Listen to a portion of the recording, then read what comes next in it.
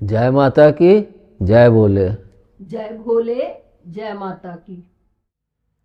पिताजी, यह प्रश्न एक भक्त के द्वारा YouTube कमेंट के माध्यम से पूछा गया है, जिनका नाम देसराज है। वह लिखते हैं कि बहुत सी विधवा महिलाएं चूड़ियों के साथ साथ श्रृंगार भी करती हैं, जबकि बहुत सी सुहागन महिलाएं चूड़ियां भी नहीं पहनती। यह सब महिलाओं की अलग अलग सोच और संस्कार का परिणाम है।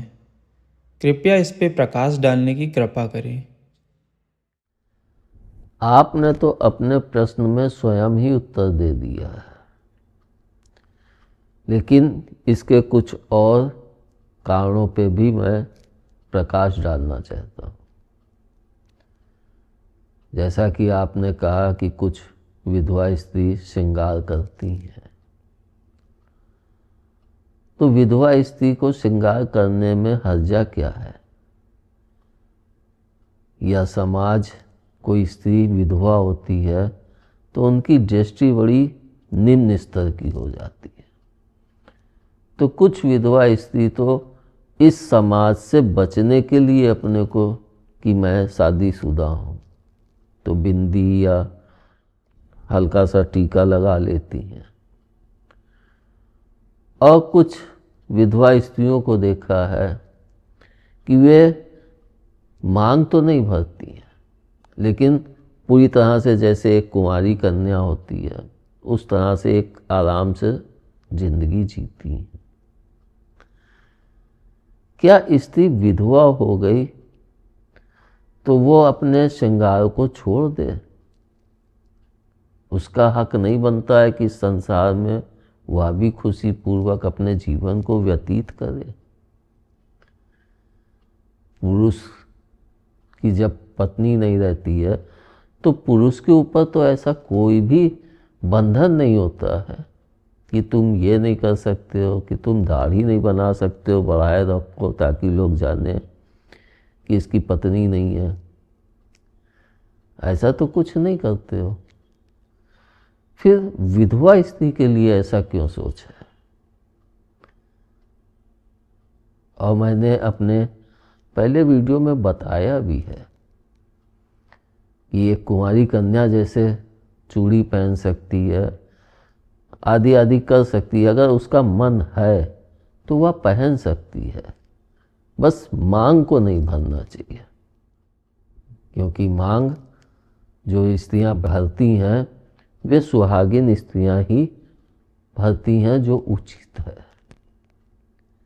इसके पीछे भी कई कारण होते हैं। और आजकल तो जैसे कि आपने कहा कि सुहागिन स्त्रियां भी चूड़ी नहीं पहनती हैं और श्रृंगार भी नहीं करती हैं, तो मैंने भी इसको देखा है। बहुत सी स्त्रियां सुहागिन ने एक चूड़ी डाल ली, हो गया, और श्रृंगार भी नहीं करेंगी, बिंदी भी नहीं लगाएंगी, मांग भी नहीं भरेंगी। आगे जरा सा जैसे टीका लगाते हैं, टीके से भी छोटा जरा सा भर ली कि हाँ मांग भरे दिखाने के लिए। लेकिन है तो ये सबके भाव के ही अनुसार। अगर उनका भाव नहीं है ऐसा तो नहीं करती हैं। लेकिन इससे सबसे बड़ी हानि क्या होती है? आप अगर देखें तो पहले के समय में जब पति लोग जाते थे कमाने, बाहर से जब कमा के आते थे, तो उनकी स्त्रियां कि अब हमारे स्वामी आ रहे हैं, तो वे श्रृंगार करके उनका इंतजार करती थी। और जब पति थक मांद के घर पहुंचता था तो वे अपनी पत्नी का सुंदर स्वरूप देख के और श्रृंगार पूर्ण स्वरूप देखकर उसके अंदर एक खुशी उत्पन्न हो जाती थी कि हमारी पत्नी हमारा इंतजार कर रही, हमारे लिए उसने श्रृंगार किया है। तो वह अपनी सारी थकावट भूल जाता था। या भी ठीक वैसे ही होता है जैसे हम लोग घर पहुंचते हैं तो हमारे बच्चे पापा आए करके लिपट जाते हैं, तो कितनी खुशी प्राप्त होती है। उसी तरह से अगर हमारी पत्नी श्रृंगार किए हुए हमारा इंतज़ार करती है तो एक खुशी मिलती है। और मैंने देखा भी है, बहुत से घरों में देखा है, श्रृंगार नहीं करती हैं तो उनके जीवन में पति पत्नी के बीच में वह खुशियां नहीं होती हैं।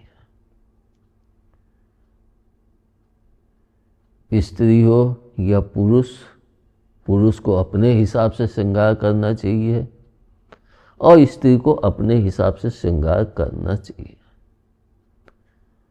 और हमारे सनातन धर्म में तो यह माँ लोगों की जो भी आप तस्वीर देखी है, सब श्रृंगार किए हुए हैं, चूड़ी पहने अच्छे से और बिंदिया लगाए हैं, सिंदूर मारे हैं, तो एक श्रृंगारपूर्ण स्वरूप अच्छा लगता है।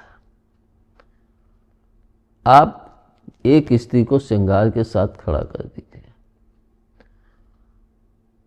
और एक स्त्री को आप बगैर श्रृंगार के साथ खड़ा कर दीजिए, लेकिन वो खूबसूरत हो उससे भी ज़्यादा।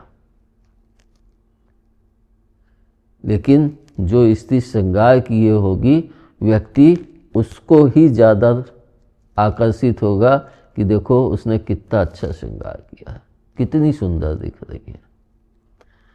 और जो सुंदर होते हुए श्रृंगार नहीं की तो व्यक्ति कहता है सुंदर तो है लेकिन वो चीज़ नहीं है जो वो श्रृंगार करने पे है।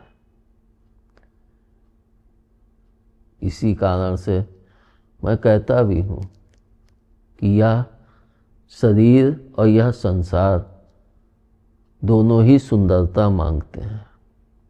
अगर आप दाढ़ी बढ़ा लें और एकदम बाल ऐसे ही रखें तो आपकी पत्नी भी आपसे उतनी प्रसन्न नहीं होगी।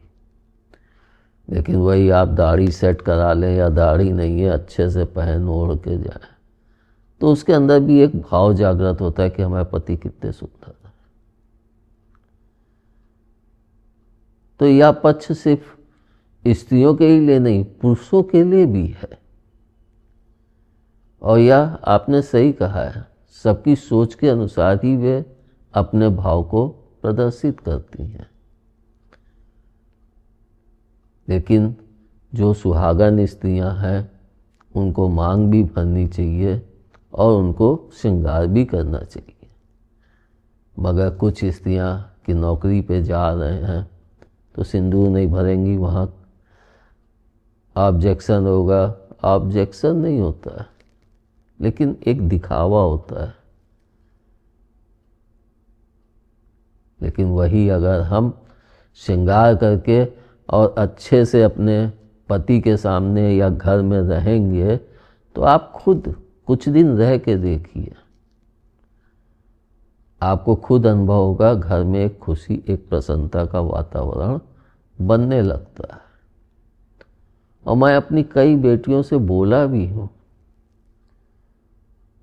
वे घर में सलवार कुर्ता पहने हैं या गाउन पहने हुए हैं, तो मैं उनसे कहता था कि ठीक है यार तुम पहने हो, लेकिन जिस समय तुम्हारा पति घर आ रहा है उस समय श्रृंगार करो, साड़ी पहनो, उससे आपके स्वरूप में एक निखार आ जाता है।